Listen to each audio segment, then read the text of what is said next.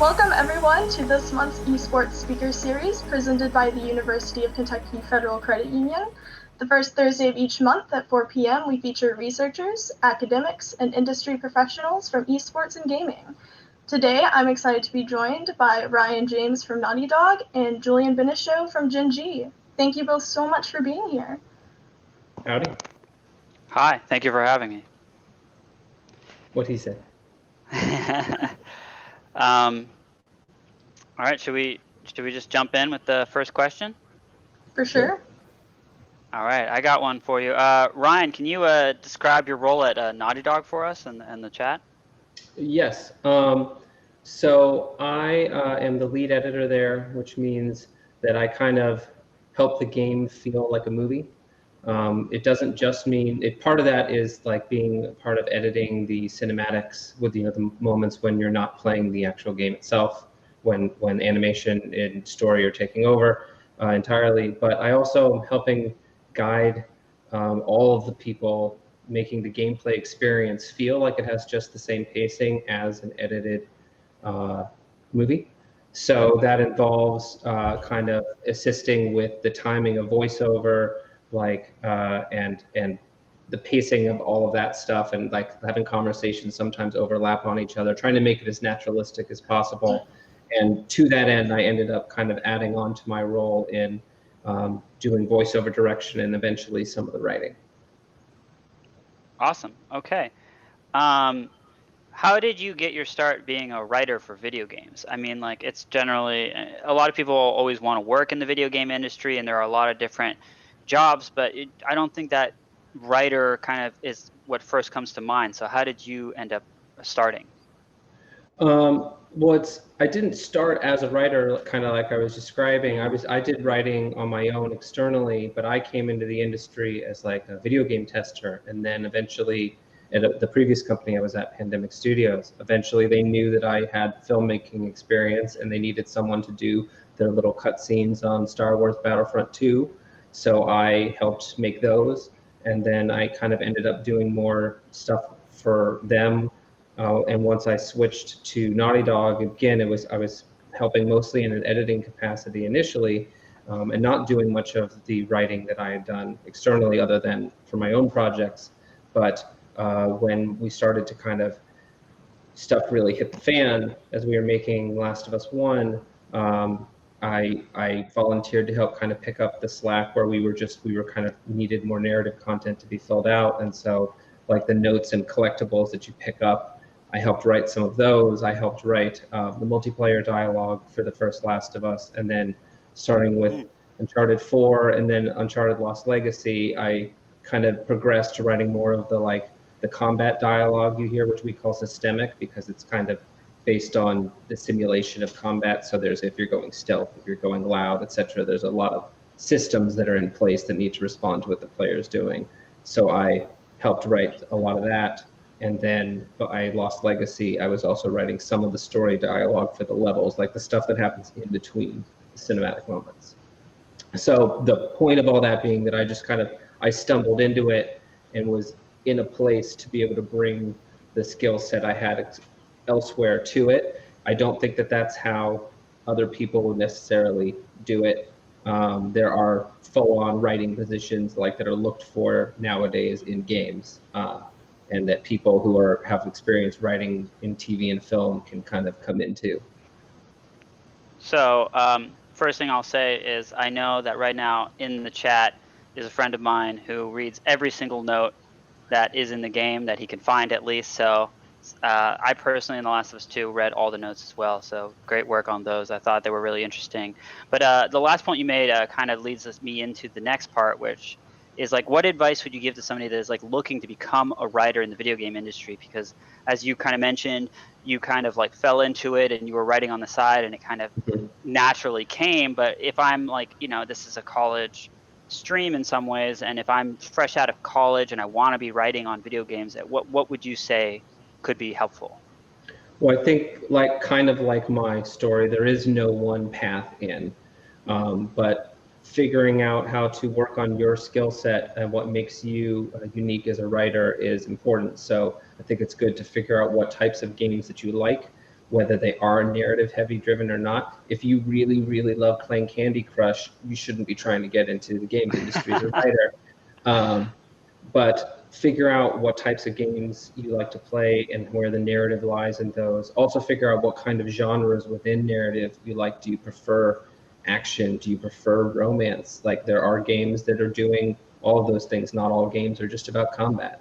And then I think it's good to study your favorites of those games, and even games in those genres that you don't like, but figure out what makes them work, what doesn't, understand the game design decisions that were made and how that affects the writing and the various facets of writing involved. Like I said, for us, like, there's all of this systemic combat stuff, and we're also doing things. If you go through an encounter stealthily, your partner will react and say, like, good job, that was nice and quiet, versus if you went louder, like, well, that could have gone better. Understanding how to kind of respond to the player choice, because writing for games is different than TV and film. You kind of have to take aspects of player choice in, if you can, and try and make the experience more organic. So, like, being aware of all of that, and figuring out what makes you special on top of that in the writing you're doing. Makes a lot of sense. Thank you. Brianna? Yeah, going off of that, what you said about there being so many genres and types of games out there to play, some people have said that with the rise of multiplayer online games, Fortnite, PUBG, and esports, that single-player story-driven games are on their way out. What do you think about this? Is there any truth in it? I mean, I think that anytime something new becomes popular, there's a claim that the old thing's going out. People said that radio meant that no one would read books anymore, and that TV meant that no one would watch movies anymore. I think now every experience has its place. I mean, there's still people doing radio plays that, like, it's just the marketplace is more crowded with options, with books and audiobooks and ebooks and comic books, and that's just the book version. There's every type of game and movie out there. That would be like saying that we're only making horror movies now. We're no longer going to make romantic comedies, which romantic comedies were kind of dead for a little while, but they're coming back. So, I think everything is out there and will continue to be out there as long as anyone likes it and supports it. For sure. Even in esports, though, many of the characters that people can play as have extremely detailed backstories. Overwatch especially, all of those characters have backstories and cinematics. Why do you think, even in these games where the story isn't, the main facet, why take the time to give these characters these histories? In some ways, I would actually argue that the story is important, because it connects you with the characters. Maybe it doesn't come across as a necessary part of the gameplay in the same way like a Naughty Dog game, you're pretty much just playing the story, but it does come across through all the characters' personalities and the uniqueness of their abilities and how they react verbally to the things. So I think it helps make each match feel like an action set piece in that character's journey. Yeah, that definitely makes sense. Changing gears a little bit, but just slightly, narrative is now like a huge part of the gaming experience. Graphics have seen a huge, increase over the last couple of years. Cutscenes, movies or games are now thought of almost like playable movies.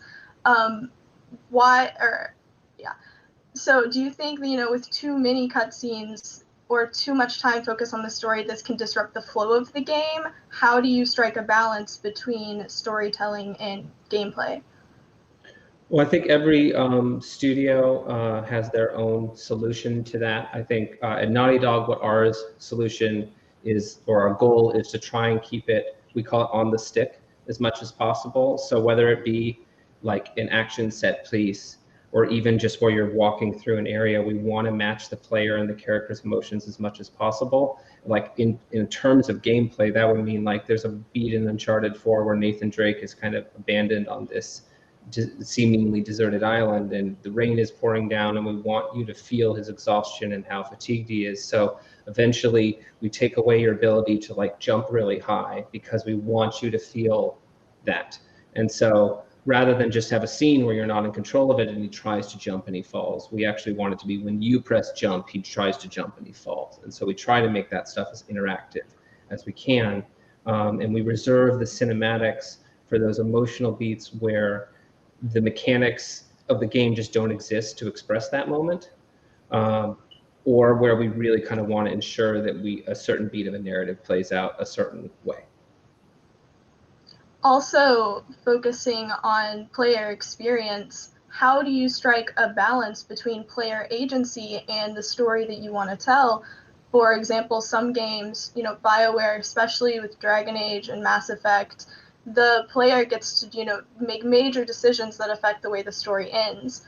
Is there ever a point you think that these choices undermine the story that the creators want to tell?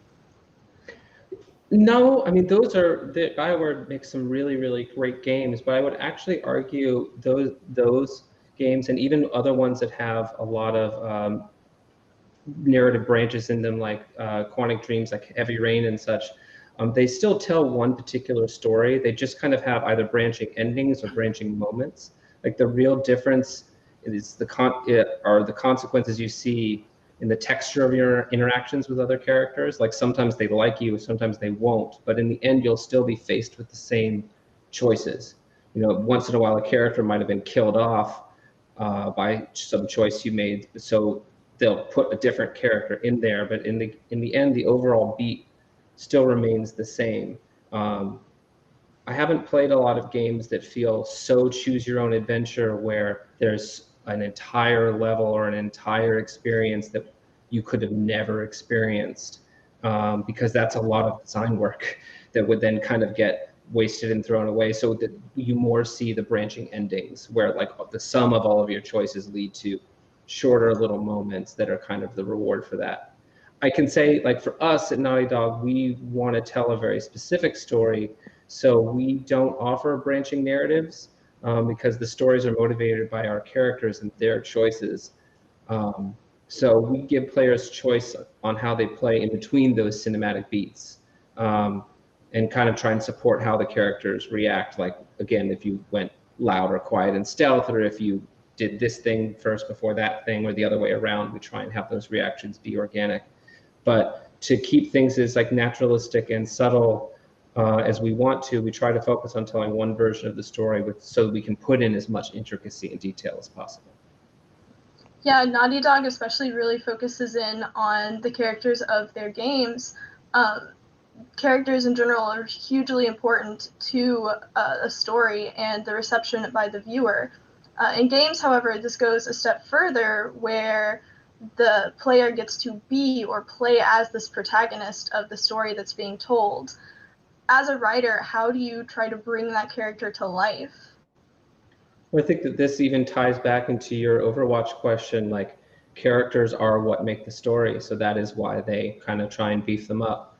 And I think, like I said earlier, at Naughty Dog, we have the cinematics as the kind of these main narrative beats for the character, but like you're saying, to bring them to life, it really is about the gameplay that ties them together when you are acting as that character in full control. So for gameplay, we have animated gestures and custom animated moments. We have a lot of dialogue and even gameplay challenges like the jumping thing I mentioned, that are designed to bring out the character's feelings in the moment-to-moment gameplay.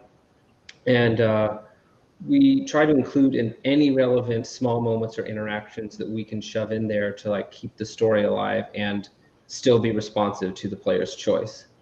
Lastly, we also try to include any sort of notes or collectibles, not just the ones you read in Last of Us that are like about other people's experiences, but we'd like to have stuff that express what the player characters, like inner details that would be really weird for them to express out loud, which is why like Nathan Drake and Ellie both have journals, so you can get some extra texture of what they're feeling. Makes a lot of sense. So I personally have a lot of friends who are writers in the like film and TV industry, or at least trying to become writers in the film and TV industry.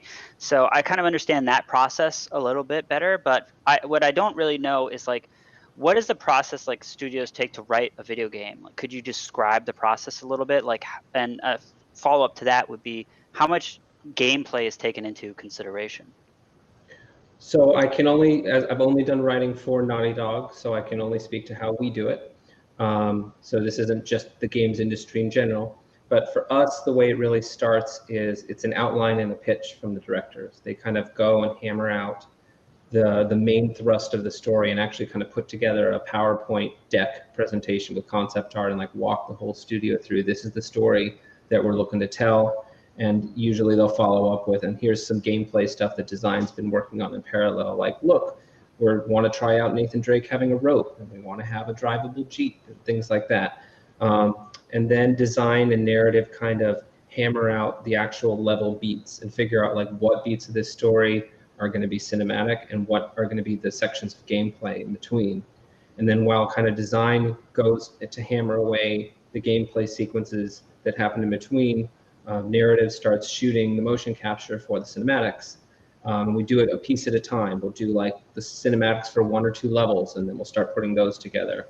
Eventually, those things start to kind of come together, and we'll look at the whole level as a whole, where you've got the full through line, and there'll be changes made to the design, and there'll be changes that we need to go back and reshoot as part of the cinematic because it doesn't match with what the gameplay of which character is leading or following or anything that might change. And so we have this idea at the beginning of this is the story we're telling, and at the macro level that remains. We usually don't pivot that too much. There are exceptions, but at a minor level we do it progressively so that we can realize something's not working and change it.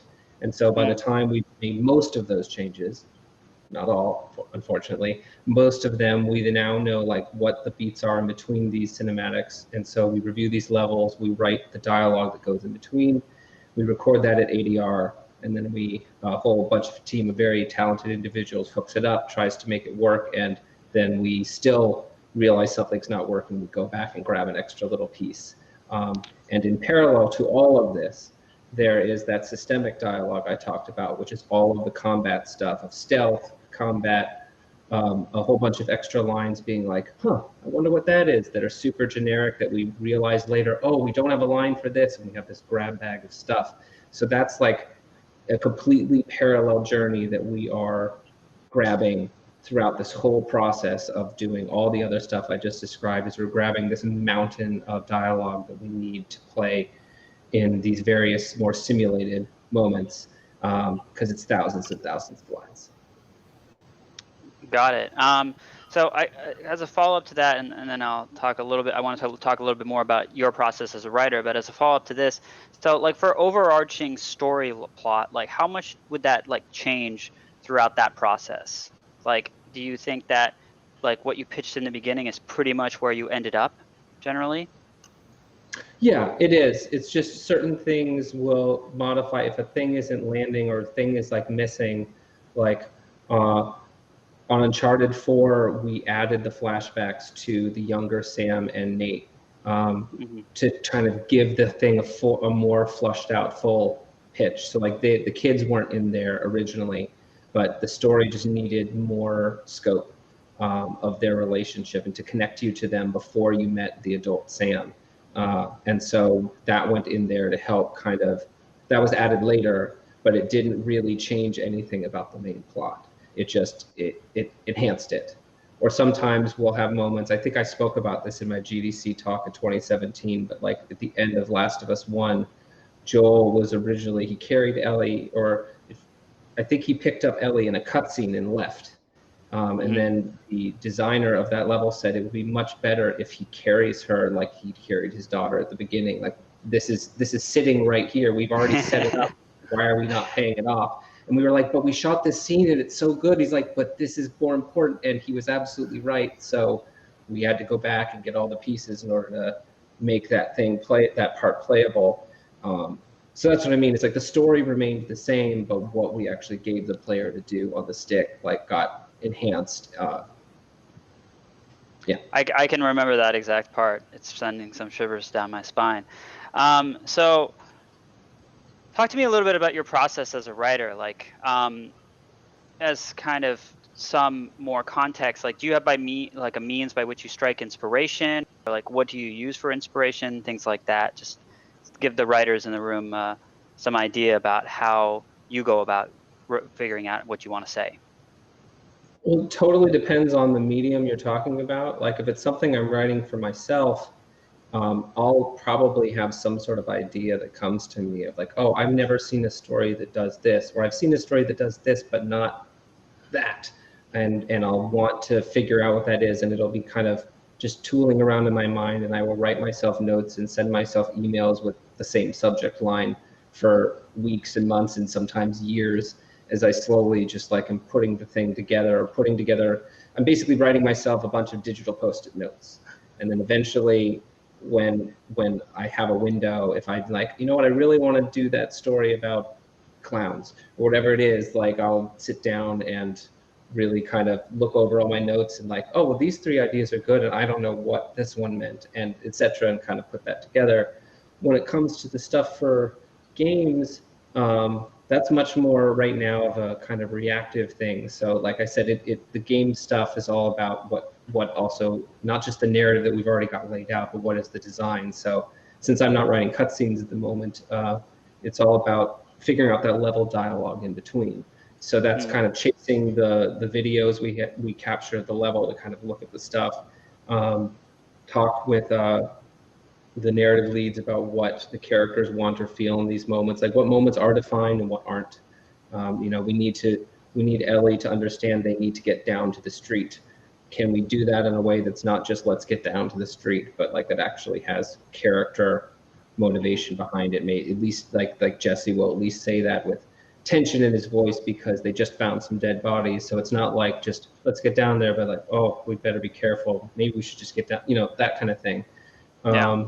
And then once in a while, I'll be looking at it and some idea will again kind of come to me, or there'll be like a thing I've always really wanted to try that's in this list in the back of my mind, and I'm suddenly like, oh, this can go here. This thing I've always wanted to put in, and so I'll write it. And sometimes sometimes we even get to recording it, and even then it may still not make the cut. We definitely throw in way too many jokes, and jokes usually the first thing to go. Doesn't matter we're talking about Last of Us or Uncharted, but we'll always are trying stuff because sometimes there's a gem that we come up with, or even that the actors come up with, you know. The Uncharted jokes are really funny. I find myself laughing throughout those games all the time. This is more of my own curiosity, but do you ever while you're making a game, do you ever have dreams about the game you are making? And if so, or it doesn't necessarily have to be a dream or anything specifically, but if so, do you have any examples that you could share? I just know personally when I'm working on something, a lot of times it'll kind of creep into my sleeping life. So Absolutely, but I pretty much, since they all have a very similar pattern, they're really just stress dreams. Either I'll be sitting in the edit bay with our creative director, and who knows, and of course it will not really be our edit bay, but some weird approximation of it, and it's we're trying to edit a scene, then I'm like, where does this go? I don't understand it. Or if I'm doing a lot of recording, I'm there at the ADR stage and we're trying to get this script of stuff, and I'm like, what is this doing here? This doesn't belong at all. And it's just that kind of confusion of figuring out where the material fits, which of course it doesn't. So those are pretty much the types of dreams I have. That makes sense from a professional standpoint. I do know that when I was a game tester on the first Star Wars game I was a tester on, a guy I was working with said he had a normal dream that was his wife, and she was there, and it was just a simple moment, but then an ATST would walk by in the background. So he's like, that's when I knew I'm doing too much Star Wars. That's hilarious. I personally have had some Last of Us dreams, especially after finishing the game. Oh dear. I'm sure that they were delightful. They were quite scary. I'm pretty sure that The Last of Us is not a universe I want to dream about. Too scary for me. But changing gears again a little bit, do you think that some stories are better told through games than other mediums, like movies, novels, TV shows? I don't know if it's that they're best told about it, but there is an advantage to them because it lets you, by having you play something, it feels different. you kind of experience it as a version of yourself. It's less passive. In a similar way, I remember it was a Radio Lab I think I was listening to, where they used VR to put you in like the head of a different character looking at yourself. And so by doing that, they allowed you to talk to yourself and act like Sigmund Freud to yourself, help yourself solve a problem. And by having this otherness and putting you in a different body, they were able to make people would adapt and actually have different like transformative experience life being taller or shorter, or other things like that. And so there's something about having it be a thing that you are in control of, but it's you but not you, that I think creates a lot of empathy and opens up a lot of pathways that only an interactive medium so far this I've seen can do. Yeah, for sure. That definitely makes sense, that escapism is a major draw of gaming. To build on that, how would you say video games differ as a medium of storytelling? What are some of the advantages and disadvantages in your experience? Well, like I said, it's the empathy thing is the really big positive, or one of the really big positives. I think that if there were a negative, it's that because it's interactive, you have player choice, and like the player, they can ruin everything. They can take their gun and aim it at the person that they're supposed to be protecting, and they can maybe because they can, and then they might try and shoot that person. But so we have to gray out the reticle so you can't, and things like that. And obviously, it's not that people are always just trying to be jerks or something, but if you're in this other body, you're in this other world, you kind of want to push the limits. You want to see what it is you can do, and so trying to tell a story in that and keep everything kind of within one kind of through line, while not also taking all of the fun away. Like the fact that we're taking away the ability to shoot is kind of, it does violate our mantra of letting you really play the game. But there's some times when we have to kind of put some rails on it, especially because we're not doing an open world game, which has its own set of challenges. But I think that it's kind of, player choice is a good and bad thing. We want you to experience this. We want you ultimately to be in alignment with what the main character is feeling, and but we can't always succeed at it. So it's figuring out what we limit you and how we don't limit you in order to kind of get you to be in line with that as best we can is the biggest challenge. Back to the realm of storytelling and the sort of restrictions of storytelling, I was taught in a college creative writing course that there's really only a limited number of stories and story arcs that exist. You know, the idea of a stranger coming to town or a hero's journey. Do you think this is true? And if so, what is your favorite kind of story to tell? Yeah, I remember looking up on Wikipedia, and there's different groups will say there's only 2 basic plots, or there's 3, or there's 7, there's 20. I think one had 36. I think they all boil down to that something happens and someone or some group of people react to it. But those are all plots, but the plot isn't what really matters. The story is what matters. And I guess the difference there is there was this really great review of Last of Us 2 by, I think it was Girlfriend Gamer was her name. Girlfriend Reviews. Yes, Girlfriend great Reviews, review. thank you. And I liked how she summed up that about the first game, that like the plot of Last of Us was a kind of save the world by escort mission, but the story was about these 2 characters learning to trust each other and kind of become family to each other. And so I like stories that are about characters who have this opportunity to grow and change. That's definitely my favorite type of story to be involved in any way, shape, or form. I especially love in those stories where the plot is able to have this. I love it when I have this moment where I'm watching or playing a thing where about 3/4 of the way through the narrative, I just look around at whatever's happening and I'm like, how on earth did we get here from where we started? It doesn't have to be big. It doesn't have to be a giant action scene, but just everything has unraveled to this moment. And I've been with it all the way, and I didn't see it coming that it got here. That's kind of what I like best. I'd say of that, or within that, and this isn't a specific genre necessarily, but I love whenever a story has some sort of core mystery that you're trying to solve. because it kind of the pacing that it especially gives you, it keeps you invested the whole time trying to uncover this thing. That's some of my favorite stuff to be involved in. Yeah, based on that, as a result of, the current world situation, COVID, quarantine, I feel like there's probably a lot of people who have picked up video games and gaming for the first time. Do you have any recommendations for those people? So if the person has never played a game before, I wouldn't necessarily recommend jumping into anything 3D, because as I found, 3D is really hard for people, not all people, but a lot of people who never got used to using the two thumbsticks or the keyboard and mouse. It's a little foreign for some people. And so it's sometimes safer to start with something in 2D so you have less planes to move in. And this is a couple years ago now, but two of my favorite 2D games that I got to play that were recent were Inside and Oxenfree. And both of those, they're very different, but both of those, both of those have a lot of storytelling going on, even though the mechanics seem really simple. And a lot of cool stuff comes out of those. If the person wants to branch into 3D, I'd actually start with something simpler like Journey, which is a wonderful story and experience, and also pretty short.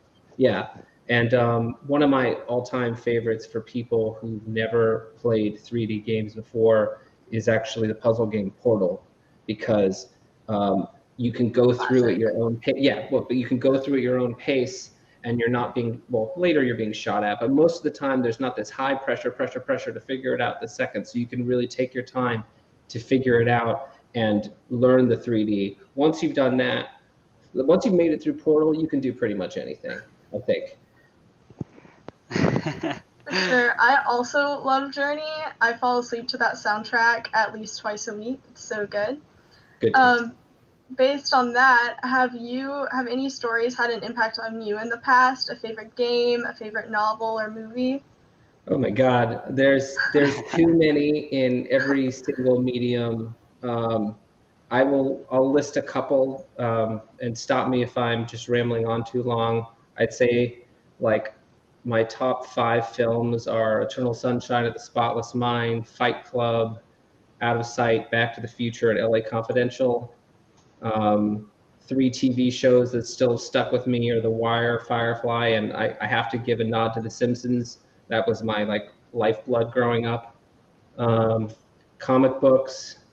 It's on a little bit of a hiatus right now, but there's a really amazing series out called Saga by one of my favorite comics writers. And one of my other favorite comics writers, he has this limited series called Stumptown that they've made a TV show out of. The books, though, both are good. The books are awesome. And I grew up on superhero comics. There's one called Batman: The Long Halloween that is still one of my absolute favorites.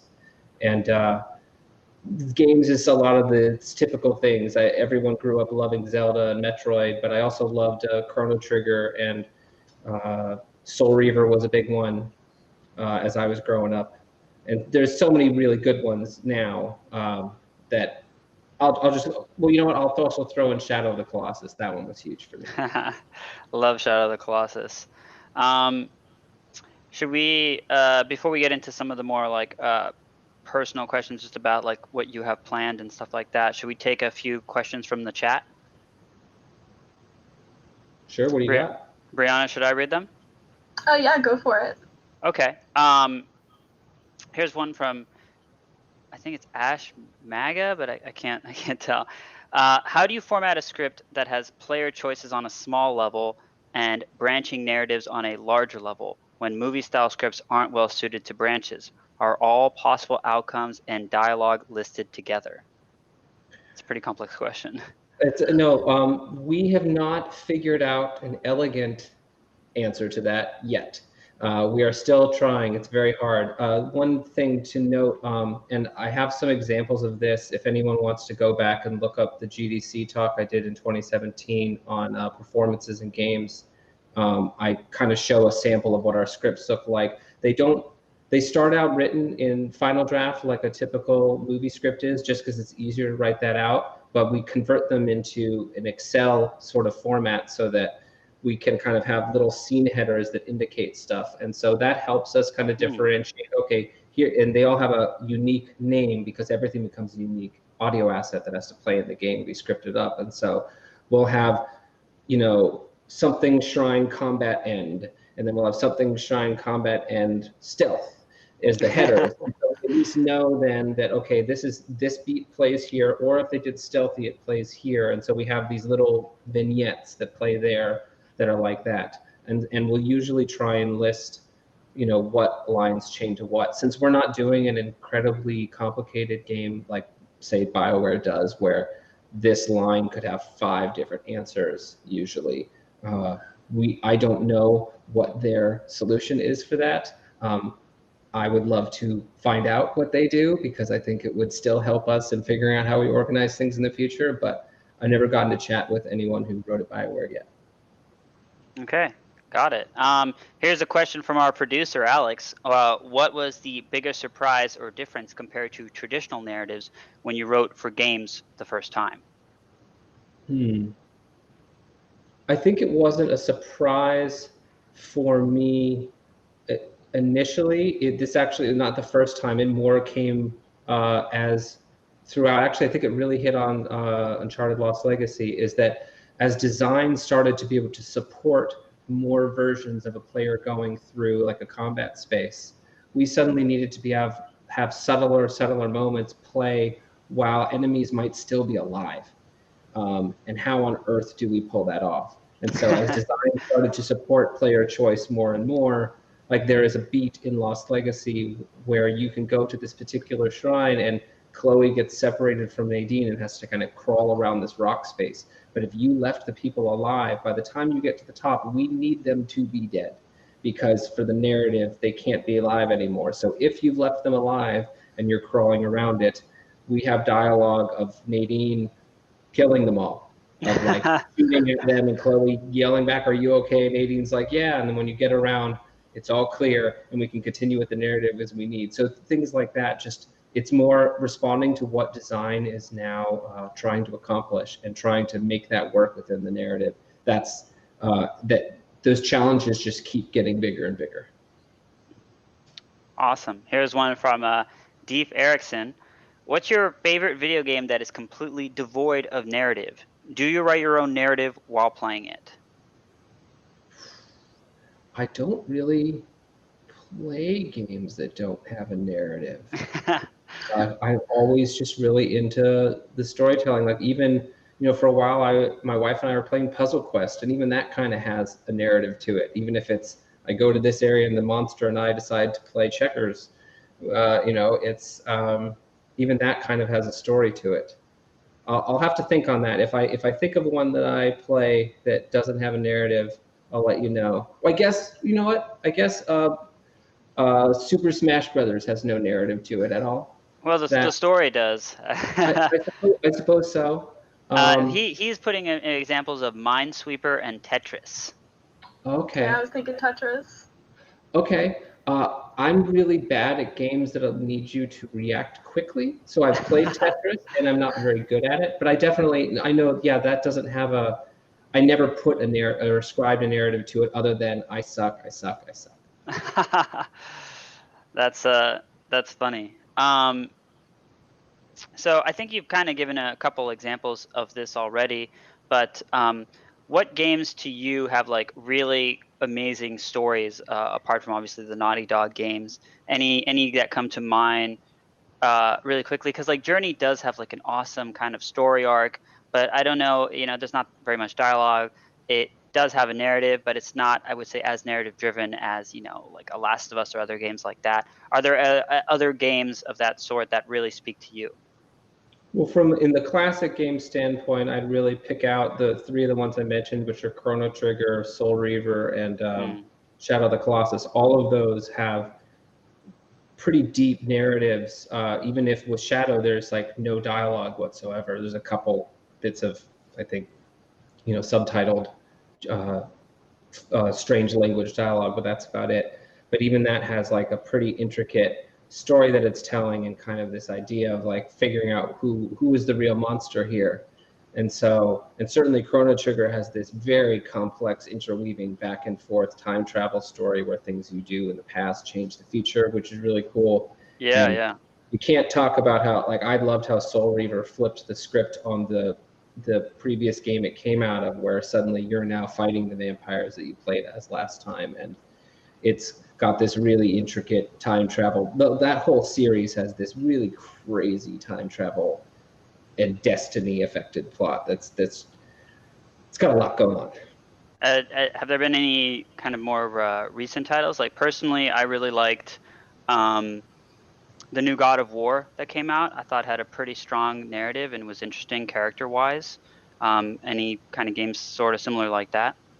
The last game I had time to really sink my teeth into was Horizon Oh Zero yeah, that was Dawn, great. which was incredible. Even though like they had to deal with a lot of the issues that are open world, they did a pretty beautiful job, especially for that being the first game by that studio to be open world. I really enjoyed what they were doing with that, and I have a copy sitting on my table of Ghost of Tsushima that I'm looking forward very much to playing, because I hear just everything about it is gorgeous, and I'm about to have time. So That's what was actually one of my birthday presents this year was that game. So I'm going to start that up soon myself.